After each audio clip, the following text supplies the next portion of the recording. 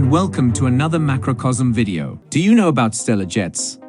They are a typical byproduct of the star-forming process. According to astronomers, they are created by the magnetic fields of young, whirling stars interacting with disks of gas surrounding them. This collision causes enormous streaks of ionized gas to travel in opposite directions, as shown in the image.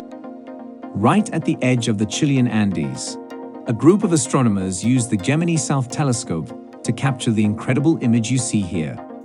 The jet MH02147 is located nearly halfway between the constellations Sagittarius and Ophiuchus, 10,000 light-years away from Earth. A stellar jet's shape is greatly influenced by the stars that produce it. The IRAS 175272439, the mother star of the MH02147 jets, is too dim for us to view because it is concealed by an infrared dark cloud, a frigid region containing dense gas that is poorly observable at infrared wavelengths. MH02147 features a modest S-shape from the ongoing emissions from its center star and a river-like form from the jet's changing direction over time.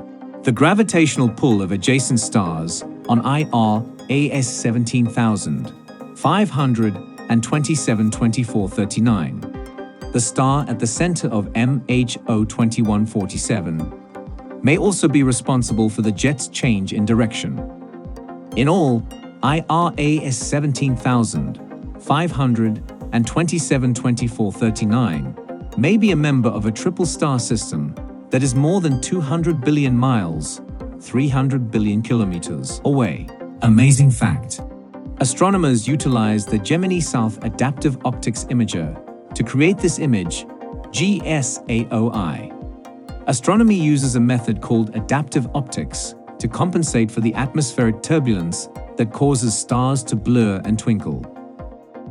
And that's all for today. Hope you liked this video. Stay connected to get more knowledge about the space.